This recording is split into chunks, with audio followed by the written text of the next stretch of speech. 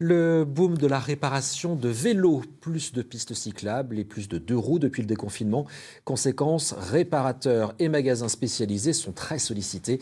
Il faut parfois prendre son mal en patience. Zoom de la rédaction signé Marilyn Fournier et Claudine Crène. Dans cette maison familiale, on n'avait pas vu ça depuis 40 ans. Avec le développement de la mobilité douce, la pratique du vélo s'intensifie avec une nécessité, avoir une petite traîne en parfait état. Alors, qu'est-ce qu'il y aura à faire? Alors, il y a un maillon de la chaîne qui est cassé. Ouais. Il était à moitié ouvert. Je l'ai resserré avec une pince, il est trop rigide. Mais le problème, c'est d'obtenir un rendez-vous. Dans certaines enseignes, il faut se connecter tous les jours, parfois patienter 2 mois.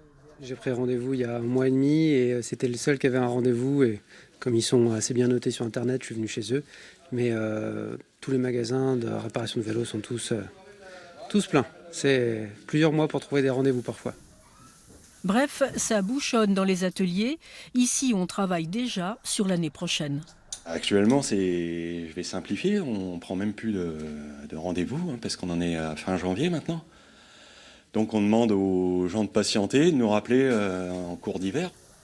Côté vélo neuf, chez Cycle Hubert, on ne peut plus prendre de commandes. Ce qui est livré était réservé. Avec la demande, on parle même de rupture totale chez les fabricants. Quant au rush sur les réparations, il a un effet sur l'emploi.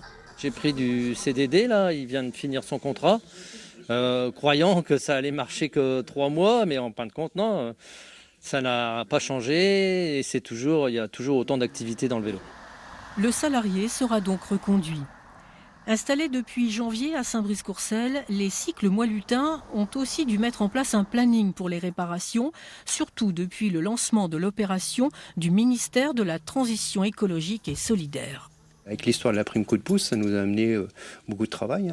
Dès la sortie du confinement, on a été débordés, un peu comme nos confrères, je pense. Pour ceux qui viennent avec de vieilles bicyclettes, il faut parfois attendre de retrouver les pièces. C'est le cas notamment pour les pneus 38C. Et avec les vélos à assistance électrique, les choses ne sont pas plus simples. L'entraînement est cassé, cette pièce-là est commandée. On a un minimum maintenant d'1 mois de délai pour l'avoir. Donc pendant 1 mois, on immobilise le vélo du client. Tout est fabriqué en Asie, la plupart du temps, donc voilà. Il faudrait qu'on puisse refaire en Europe ces petites pièces-là, c'est tout bête à fabriquer, ou les moteurs électriques.